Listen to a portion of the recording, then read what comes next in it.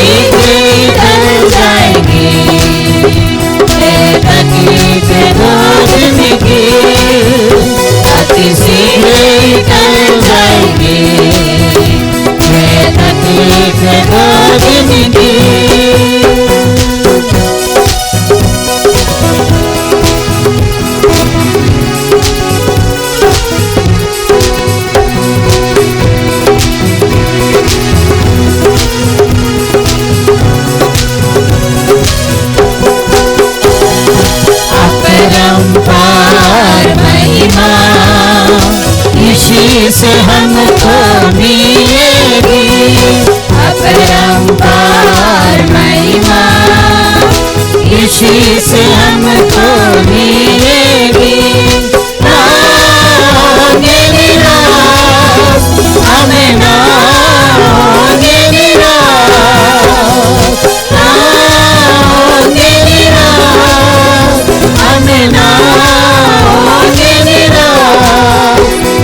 शीघ्र टल जाएंगी ये तकलीफ दो दिन की, अति शीघ्र टल जाएगी ये तकलीफ दो दिन की।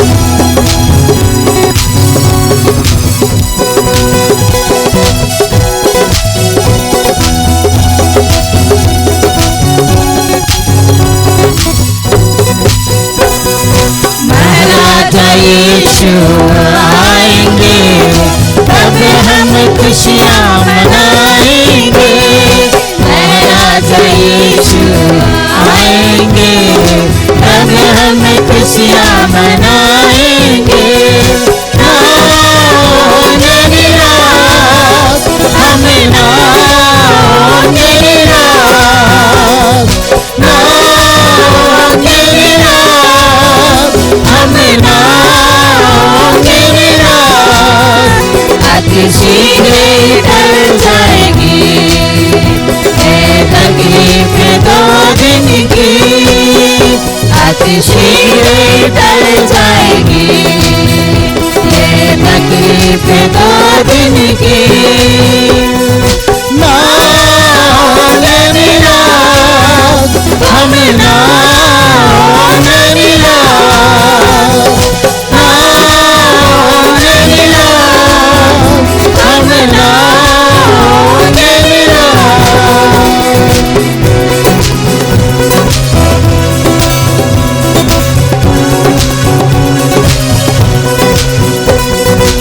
जागते रहा, प्रार्थना करा,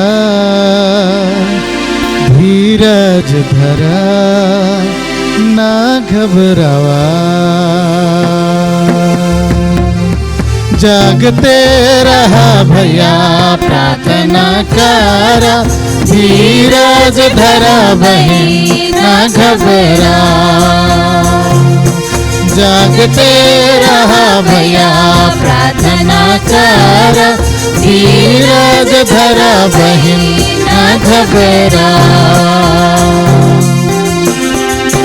लड़ाई झगड़ा होई, झूठा न भी आई,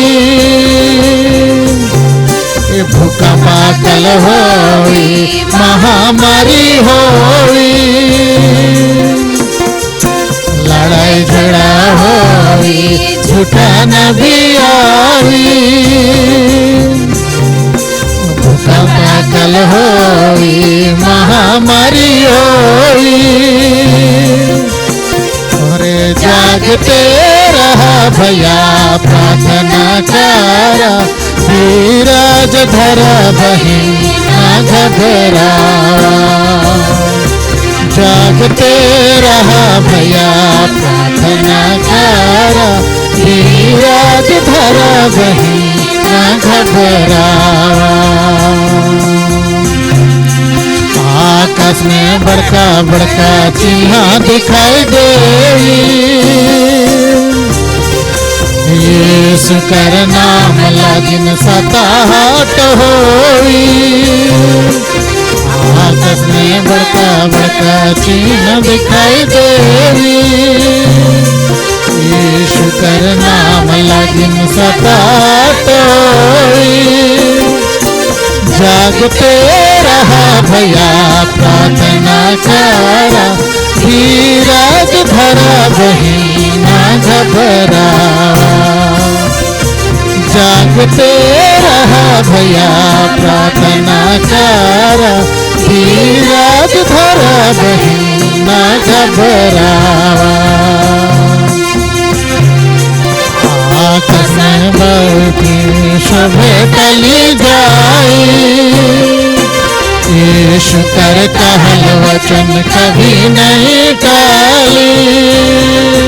आकाश और पृथ्वी शोभे तली जाई, यीशु कर कहल वचन कभी नहीं टाली। जागते रहा भैया, प्रार्थना करा, धीरज धरा बहन, ना घबरा। जागते रहा भैया, प्रार्थना करा, धीरज धरा बहन, ना घबरा। जीवन कर चिंता में ना डूबल रहा, आवे वाला घटना से तोहर मन बचा। जीवन कर चिंता में ना डूबल रहा,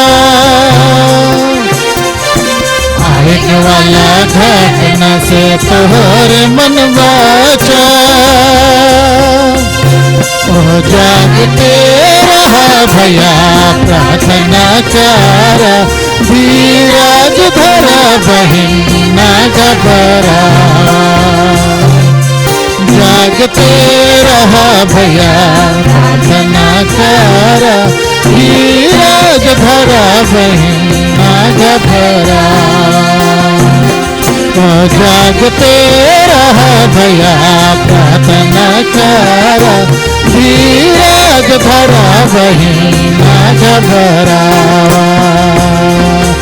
जागते रहा भैया प्रार्थना करा, धीरज धरा बहिन ना घबरावा, ना घबरावा। आइए इस समय हम लोग भजन पाठ की ओर जाएंगे और इस समय आप लोग मेरे पीछे पीछे पढ़ेंगे। हम लोग पढ़ेंगे भजन संहिता 101 अध्याय, उसका पहला, दूसरा, तीसरा और छठवां पद। आइए हम शुरू करें। मैं करुणा और न्याय के विषय गाऊंगा, मैं करुणा और न्याय के विषय गाऊंगा। हे यहोवा, हे यहोवा, मैं तेरा ही भजन गाऊंगा। मैं तेरा ही भजन गाऊंगा। मैं बुद्धिमानी से, मैं बुद्धिमानी से खरे मार्ग में चलूंगा। खरे मार्ग में चलूंगा।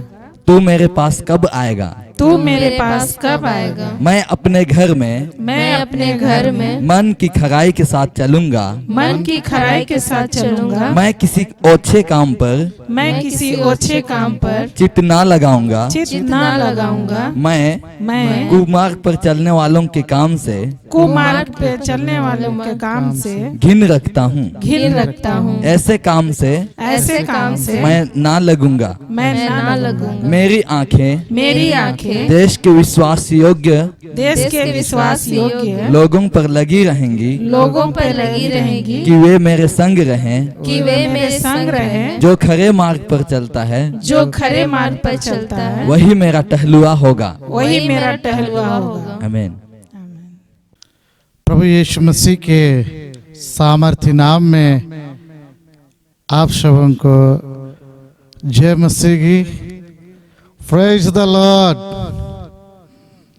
आज के दिन के लिए परमेश्वर का बहुत बहुत धन्यवाद, क्योंकि परमेश्वर ने हमें यह मौका दिया है जिसमें हम परमेश्वर की आराधना, स्तुति और महिमा कर पाते हैं। आइए आज के संदेश में आगे बढ़ेंगे। इस संसार में इन दिनों में बहुतायत से हम देख रहे हैं, जगह जगह भयावह घटनाएं जिसके बारे में चर्चाएं हो रही हैं, और हम और आप देश में क्या हो रहा है, विदेश में क्या हो रहा है, पूरी दुनिया में क्या हो रहा है, इसको हम और आप सुन रहे हैं। चर्चाएं और प्रतिदिन रेडियो में, मोबाइल में, टीवी में और अनेक प्रसारण के द्वारा से इन घटनाओं को देख रहे हैं, सुन रहे हैं, जो सचमुच में एक डरावना घटनाएं हैं। लोगों के लिए चारों तरफ दुख, मृत्यु का ही संदेश है। परंतु आइए आज हम दो घटनाएं बाइबल में से सुनेंगे, और आइए आज बीते हुए घटनाओं को जो बाइबल में से संबंधित है, हम उनकी चर्चा करेंगे, और इन घटनाओं से हम और आप कैसे मसीह जीवन में, अपने जीवन में, अपने पारिवारिक जीवन में कैसे सजग होंगे, उनका आज हम लोग देखने पाएंगे। पहला घटना का वर्णन प्रभु यीशु मसीह ने किया, जिसका उल्लेख लूका रचित सुसमाचार 17 अध्याय 26 पद में मिलती है। जैसा नूह के दिनों में हुआ था, वैसा ही मनुष्य के पुत्र के दिनों में भी होगा। जैसा नूह के दिन में हुआ था, नूह के बारे में बाइबल बताती है उत्पत्ति 6 अध्याय में, और नूह जो है कैसे परमेश्वर के लिए वो कार्य किया। नूह के दिनों में एक जबरदस्त महाप्रलय, और उन दिनों में इतनी कठिनाई हुई जिसका वर्णन हम लोगों को मिलता है। परंतु ऐसे समय में परमेश्वर ने एक धर्मी नूह, केवल वो नूह नहीं था लेकिन उनका जीवन ईश्वर के पीछे चलने की वजह से एक धार्मिक जीवन था। और बाइबल बताती है वो धर्मी नूह इस प्रलय से कैसे उनका पूरा परिवार को परमेश्वर ने उस बड़े प्रलय से, जल प्रलय से उनको बचा लिया। प्रभु का धन्यवाद हो। आइए हम इस बाइबल में जैसा अभी अभी हमने पढ़ा, जैसे नूह के दिनों में हुआ था वैसा ही मनुष्य के पुत्र के दिनों में भी होगा। आइए आगे हम देखेंगे नूह के दिनों में क्या हुआ था। लूका रचित सुसमाचार 17 अध्याय और उसके 27 पद। जिस दिन तक नूह जहाज पर ना चढ़ा उस दिन तक लोग खाते पीते थे और उनमें विवाह होते थे। तब जल प्रलय ने आकर उन सब को नष्ट किया। हाँ, नूह के दिनों में क्या हो रहा था? नूह के दिन में भी लोग आराम की जिंदगी जी रहे थे। नूह के दिन में भी लोग आनंद और खुशी से संसार में आनंद और खुशी से व्यतीत कर रहे थे। पर परमेश्वर ने नूह के दिनों में लोग आनंद मनाते, खुशी मनाते परमेश्वर को छोड़ दिया, परमेश्वर को भूल गए, सृष्टिकर्ता को छोड़ दिए। और ऐसे समय में धर्मी नूह परमेश्वर को याद किया और परमेश्वर के साथ अपने जीवन को व्यतीत करता था। पर दूसरी ओर दुनिया के लोग, इस संसार के लोग उन दिनों में जब तक नूह उस महाप्रलय आने से पहले जब तक वो जहाज पर नहीं चढ़ा तब तक लोग खाते पीते। अरे जीवन में क्या है? खाओ पियो आनंद मनाओ। सब लोग खुशी से नाचते डेगते अपने जीवन को व्यतीत कर रहे थे और खा पी करके लोग इत्मीनान थे। दूसरी बात, नूह के दिनों में लोग ब्याह शादी उनमें होती थी और लोग पार्टी जा करके यहाँ वहाँ खाना पीना करते करते अपने जीवन को व्यतीत करते थे। यह था नूह का समय की बात। और नूह के दिनों में जब तक कि नूह जहाज पर नहीं चढ़ा तब तक लोग यही करते रहे। और ऐसे समय में नूह जब ऐसी बातें हुई तब नूह ने उन दिनों में क्या किया और उस जगह के लोगों ने क्या किया, आइए देखते हैं। एक तरफ नूह परमेश्वर को कैसे याद करता। इब्रानियों की पत्री और उसके 11वें अध्याय 7 पद। विश्वास ही से नूह ने उन दिनों के विषय में जो उस समय दिखाई ना पड़ती थी चेतावनी पाकर भक्ति के साथ अपने घराने के बचाव के लिए जहाज बनाया और उसके द्वारा उसने संसार को दोषी ठहराया और उस धर्म का वारिस हुआ जो विश्वास से होता है। जो विश्वास से होता है। नूह एक ऐसा व्यक्ति था जो परमेश्वर पर विश्वास करता था। बाकी संसार के लोग इस संसार में खाते पीते विवाह और शादी के बारे में दुनिया में सोच रहे थे, परंतु नूह परमेश्वर पर विश्वास करता था और परमेश्वर की आज्ञाओं पर उसने विश्वास किया। परमेश्वर जैसा जैसा उनको बोलता वैसा वो करते गया। दूसरी बात, नूह ने चेतावनी पाकर भक्ति के साथ कार्य किया। परमेश्वर से प्रार्थना करना एक भक्ति है, परमेश्वर को याद करना एक भक्ति है। परंतु उन दिनों के लोग केवल खाते पीते ईश्वर को भूल गए। वो अपने में विवाह शादी करके इतना ही एंजॉय कर रहे थे, आनंद मना रहे थे। उनके पास में भक्ति नहीं थी, ईश्वर के बारे में विचार नहीं था, और जिसके कारण से हम नूह की जिंदगी को देखते हो, चेतावनी पाकर भक्ति के साथ में परमेश्वर के साथ कार्य किया, और इतना ही नहीं, अपने घराने को बचाने के लिए जहाज बनाया। और अंतिम बात, धार्मिकता का बारिश हुआ जो विश्वास से होता है। इस संसार में हम बिना धर्म के जी सकते हैं, आधर्म में रह सकते हैं जैसे नूह के दिनों में लोग रहे, परंतु आज हमारे लिए एक चुनौती भरा दिन है, समय है। जैसा हम देश में देख रहे हैं, जैसे हम अपने लोगों के मध्य में देखते हैं, आज परमेश्वर धार्मिकता को अपने लोगों में देखना चाहता है, जैसे उसने नूह के दिनों में किया। क्या खूबी थी जिसके कारण से नूह जो है जल प्रलय से बचा। आइए उत्पत्ति की किताब 6 अध्याय 9 पद में हम देखेंगे। नूह की वंशावली यह है। हाँ, नूह धर्मी पुरुष और अपने समय के लोगों में खड़ा था, और नूह परमेश्वर के साथ साथ चलता रहा। नूह में केवल इतनी खूबी थी कि वो अपने जीवन में, बाइबल बताती, वो धर्मी पुरुष था, वो खरा था और परमेश्वर के साथ साथ चलता था। प्रभु का धन्यवाद। वो व्यक्ति अपने जीवन में परमेश्वर की दृष्टि में अपने को पवित्र बनाए रखा।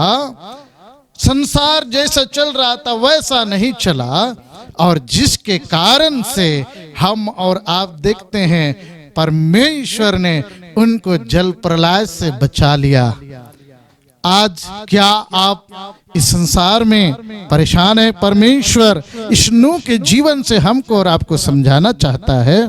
इतना ही नहीं, उस घटना का कारण क्यों था, क्यों परमेश्वर जल प्रलय से ये सारे संसार को नाश करना चाहा, क्यों परमेश्वर जल प्रलय के द्वारा से इस संसार के अंदर में, इस घटना से परमेश्वर नूह की जिंदगी को आशीष देना चाहता था।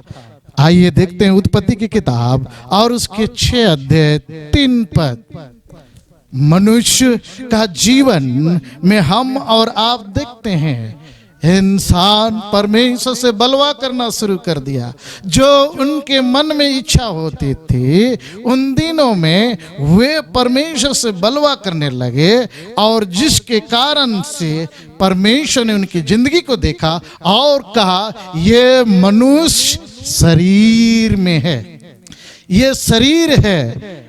और तब हम देखते हैं और कौन सी घटना का कारण था। 6 अध्याय का 5 पद बतलाती है, मन के विचार उनका निरंतर बुरा ही होता रहता था। 6 अध्याय का 11 पद कहता है, ये पृथ्वी पर उपद्रव भर गई। 6 अध्याय का 12 पद कहता है, सब प्राणियों ने अपना अपना चाल चलन बिगाड़ लिया।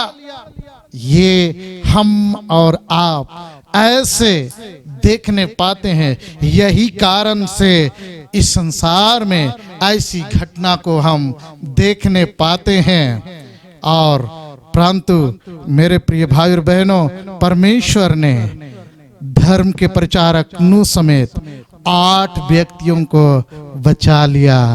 ओ परमेश्वर कितना दयालु है, कितना भला है। यह थी पहली घटना जिसके द्वारा से हम और आप देखते हैं हमें परमेश्वर के लिए कैसे इन दिनों में अपने जीवन को व्यतीत करते हैं।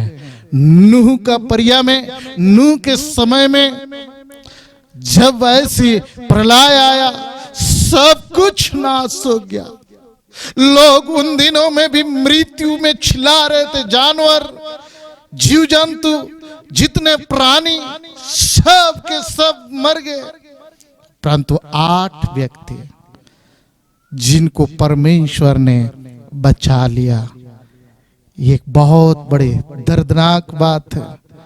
मेरे प्रियो, परमेश्वर इस दुनिया से प्रेम करता है और प्रेम के कारण से आज नूह को बचा लिया अपनी महिमा के लिए। दूसरी घटना जिसका वर्णन पतरस ने उल्लेख किया है, दूसरा पतरस 2 अध्याय 7 पद को पढ़ेंगे। और धर्मी लूत को जो अधर्मियों के अशुद्ध चाल चलन से बहुत दुखी था, छुटकारा दिया। परमेश्वर ने लूत को, पतरस बतलाता है, कहता है कि धर्मी लूत बचाया गया आग और गंधक की वर्षा से सदोम और अमोरा में। लूका रचित सुसमाचार 17 अध्याय और उसके 28 वचन को हम इस समय पढ़ें। और जैसा लूत के दिनों में हुआ था, लूत के दिनों में हुआ था कि लोग खाते पीते, उन दिनों में भी लोग खाते पीते, लेन देन करते, पेड़ लगाते और घर बनाते थे और घर बनाते और उसमें रहते थे।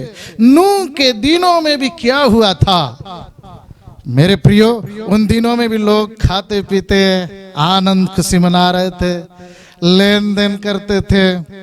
इतना ही नहीं, पेड़ लगाते और घर बनाते, अपने जीवन को व्यतीत किया। परंतु लूत उन दिनों में क्या किया? दूसरा पतरस 2 अध्याय 7 पद से आगे पढ़ेंगे। और धर्मी लूत को जो अधर्मियों के अशुद्ध चाल चलन से बहुत दुखी था, ये धर्मी लूत अशुद्ध अधर्मियों के अशुद्ध चाल चलन से दुखी था, छुटकारा दिया। परमेश्वर ने उनको छुटकारा दिया। आगे, क्योंकि वह धर्मी उनके बीच में रहते हुए, हाँ, और उनके अधर्म के कामों को देख देख कर, उनके अधर्म के कामों को देख देख कर और सुन सुन कर हर दिन अपने सच्चे मन को पीड़ित करता, हर दिन सच्चे मन को पीड़ित करता था। जब देखता था, जब उन दिनों में वो अपने अशुद्ध अधर्मियों के अशुद्ध चाल चलन को देख करके दुखी होता था। दूसरा, अधर्म के कामों को देखकर सुन कर हर दिन सच्चे मन को पीड़ित करता था। परमेश्वर के लिए सच्चाई से जीवन जीना, परमेश्वर के लिए अपने हृदय को परमेश्वर के प्रति चलना। मेरे प्रियो, लूत ने उन दिनों में अपने जीवन को परमेश्वर को याद करके बुराई का साथ नहीं दिया, अशुद्ध चाल चलन में वो अपने आप को नहीं लगाया।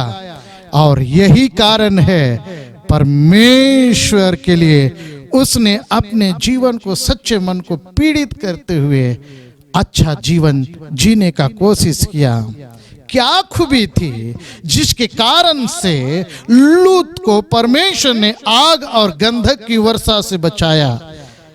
आइए हम देखते हैं, क्योंकि इसका कारण हम और आप परमेश्वर के वचन में पाते हैं। क्योंकि अब्राहम ने उनके प्रति प्रार्थना किया, मध्यस्थता की प्रार्थना किया कि हे प्रभु, ये दुष्ट के साथ में क्या आप धर्मी को भी मार देंगे?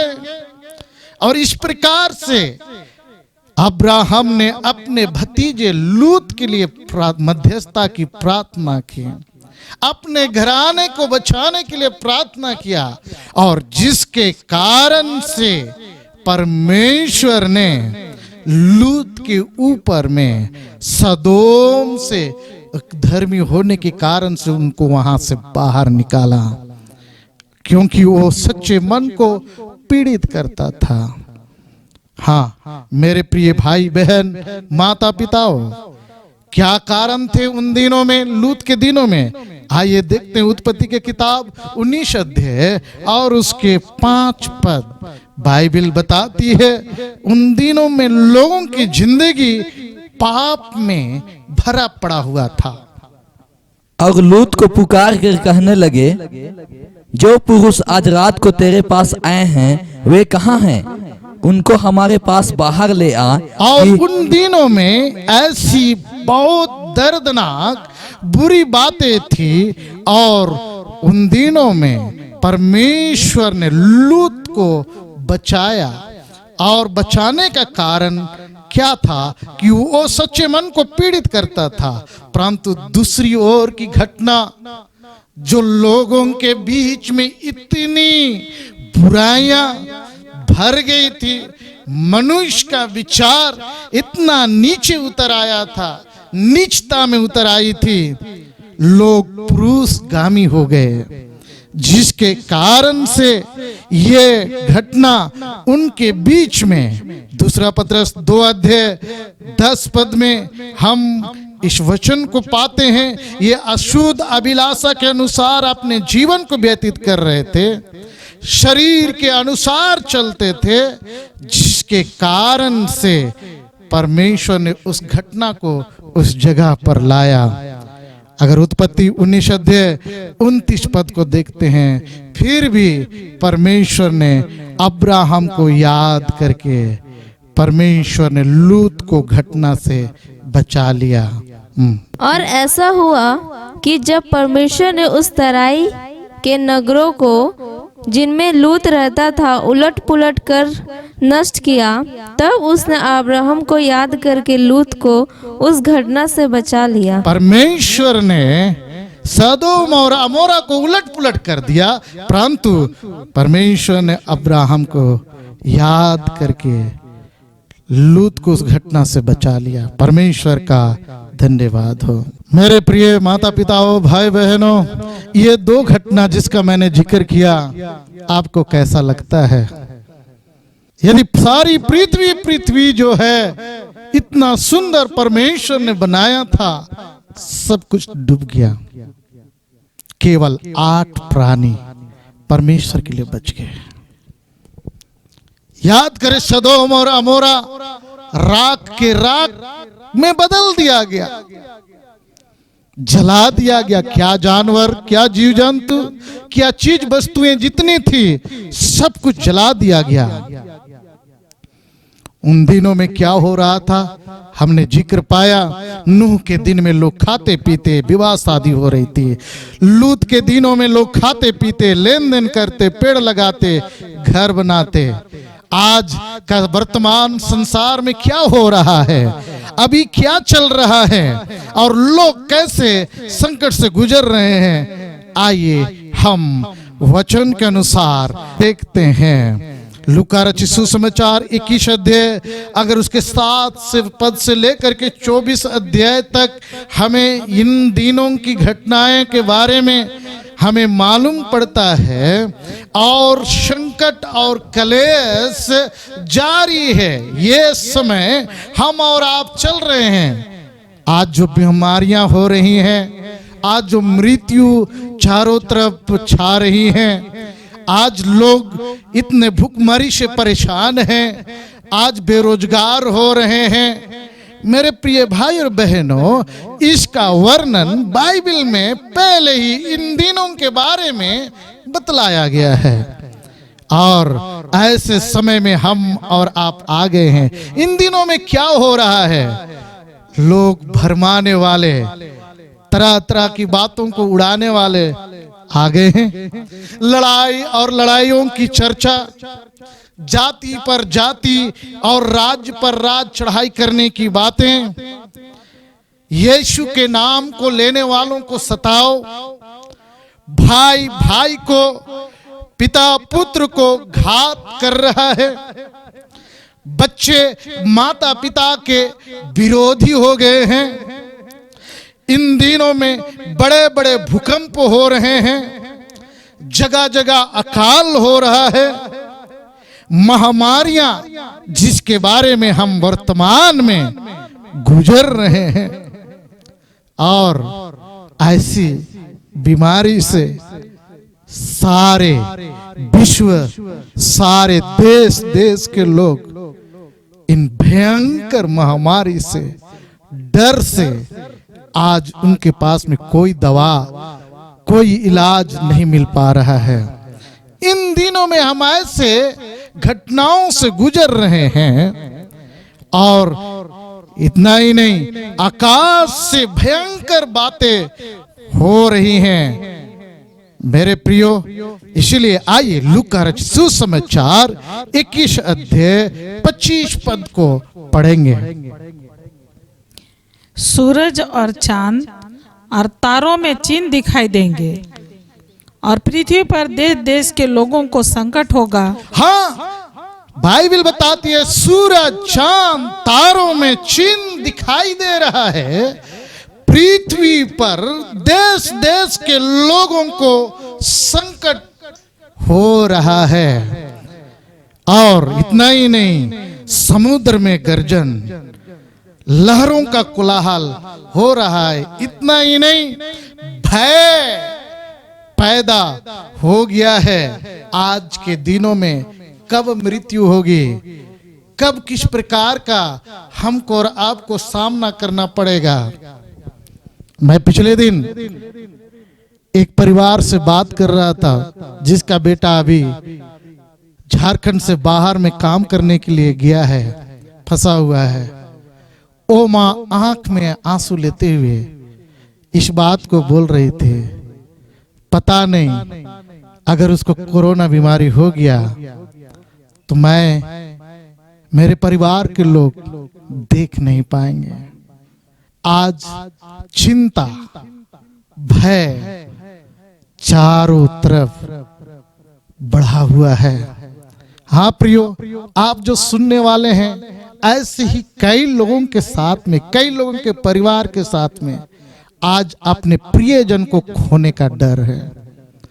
आप माता पिता से अलग, परिवार से अलग अपने जीवन को व्यतीत कर रहे हैं, परंतु ये बाइबल की बातें पूरी हो रही हैं। इस कारण आइए हम और आप परमेश्वर के वचन के द्वारा अपने जीवन को हम और आप संवार लें। आयु हमारे जीवन में हम इस बात को देखने पाते, नूह की घटनाओं से हमने देख पाया, लूत की घटनाओं से, और ये सारी घटनाएं, अभी जितनी घटनाएं हो रही हैं, चाहे इस पृथ्वी पर, चाहे आसमान में, जहां कहीं भी जो घटनाएं हो रही हैं, एक ही बात को ये इंगित कर रही हैं, वो है यीशु का आने का संकेत है। यीशु मसीह आने वाला है। लूका रचित सुसमाचार 21 का 31 पद को पढ़िए। इसी रीति से जब तुम ये बातें होते देखो तब जान लो कि परमेश्वर का राज्य निकट है। तब जान लो कि परमेश्वर का राज्य निकट है। यीशु आने वाला है। इसलिए मेरे भाइयों बहनों, ये बातें जो आज इन दिनों में गुजर रही है, हम और आप पाते हैं यीशु मसीह का आने का संकेत हो रहा है। तो हमें और आपको क्या करना चाहिए जब यीशु मसीह हमारे और आपके लिए आने वाला है? लूका रचित सुसमाचार और उसके 21 अध्याय 34 पद से 36 पद में बाइबल बताती है, और यही बात बताती है, जागते रहो और प्रार्थना करते रहो। इस बात को इन अंतिम दिनों में हमको और आपको करते रहना है। मेरे प्रिय भाई बहनों, जबकि लोग हाय हाय चिंता और व्यर्थ इन समस्याओं के बारे में प्रतिदिन बात कर रहे हैं, परंतु हमें जागते रहना है और प्रार्थना करते रहना है। लूका रचित सुसमाचार 21 का 34 से 36 पद तक पढ़िएगा। इसलिए सावधान रहो, ऐसा ना हो कि तुम्हारे मन खुमार और मतवालेपन और इस जीवन की चिंताओं से सुस्त हो जाएं, और वह दिन तुम पर फंदे के समान अचानक आ पड़े, क्योंकि वह सारी पृथ्वी के सब रहने वालों पर इसी प्रकार आ पड़ेगा। इसलिए जागते रहो और हर समय प्रार्थना करते रहो कि तुम इन सब आने वाली घटनाओं से बचने और मनुष्य के पुत्र के सामने खड़े होने के योग्य बनो। आइए, परमेश्वर साफ साफ अपने वचन में कह दिया है, हम और आप जीवन में सुस्त ना हो जाएं, चिंताओं में भरे ना पड़े रहें, परंतु जागते रहें, प्रार्थना करते रहें और हम और आप आने वाले इन घटनाओं के सामने प्रभु यीशु के सामने में हम खड़ा होने के योग्य बने। मेरे प्रियो, इतना ही नहीं, प्रभु का वचन हमें दूसरा पत्रस 3 अध्याय 10 पद से लेकर के 12 पद के बतलाती है कि हमको जब हमारा प्रभु यीशु मसीह आने वाला है, हमको और आपको क्या करना चाहिए। परंतु प्रभु का दिन चोर के समान आ जाएगा। प्रभु का दिन चोर के समान आ जाएगा। उस दिन आकाश बड़ी हड़हड़ाहट के साथ शब्द से जाता रहेगा और तत्व बहुत ही तप्त होकर पिघल जाएंगे और पृथ्वी और उस पर के काम जल जाएंगे। हाँ, ये सारे पृथ्वी, एक ऐसा समय था नूह के दिनों में जब महाजल प्रलय के द्वारा से नाश हुआ, सदोम और अमोरा जला दिया गया आग और गंधक से। इस समय का ये जो वर्तमान संसार है, जिसके बारे में बाइबल में साफ साफ शब्दों में कहा गया है कि ये एक दिन पिघलने वाली है, ये जलाई जाएगी। आगे पढ़िएगा। जबकि ये सब वस्तुएं इसी रीति से पिघलने वाली हैं, तो तुम्हें पवित्र चाल चलन और भक्ति में कैसा मनुष्य होना चाहिए और परमेश्वर के उस दिन की बाट किस रीति से जोहना चाहिए, प्रभु का आने का बाट कैसे जोहते रहना है और उसके जल्द आने के लिए कैसा यत्न करना चाहिए, और उसको जल्द आने का यत्न कैसे करना चाहिए, जिसके कारण आकाश आग से पिघल जाएंगे,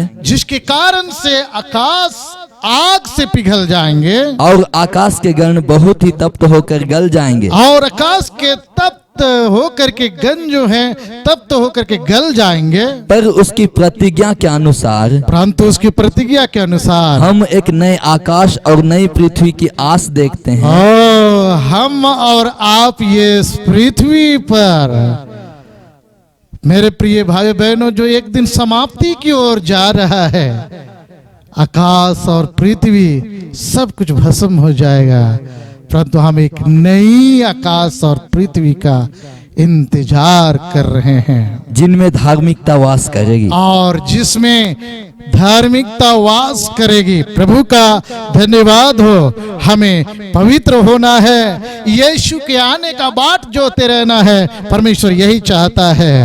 मेरे प्रिय लोगों, एक घटना याद आता है। एक बार दो साथी एक साथ सो रहे थे और मध्य रात्रि में जब सो रहे थे, अचानक बगल वाला मित्र जो है बिस्तर से नीचे गिर गया। अचानक जागने के बाद पहला मित्र उसको ढूंढना चाहा और जैसे वो ढूंढ रहा था उसी में उसको पता चला कि बगल में नहीं है। और रात में उठ बैठा और सोचने लगा, है प्रभु उनको उठा लिया और मुझे छोड़ दिया। और वो चिल्लाने लगा। रात में उठ करके वो प्रार्थना करना शुरू किया। मेरे प्रिय भाई और बहनों, इस व्यक्ति का ये उदाहरण से हम इस बात को सीखते हैं, जागते हुए व्यक्ति का प्रार्थना।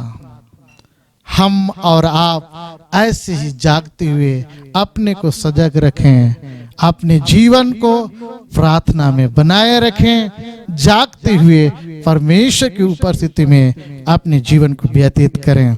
परमेश्वर आप सबों को आशीष दे। आइए हम सब प्रार्थना करें।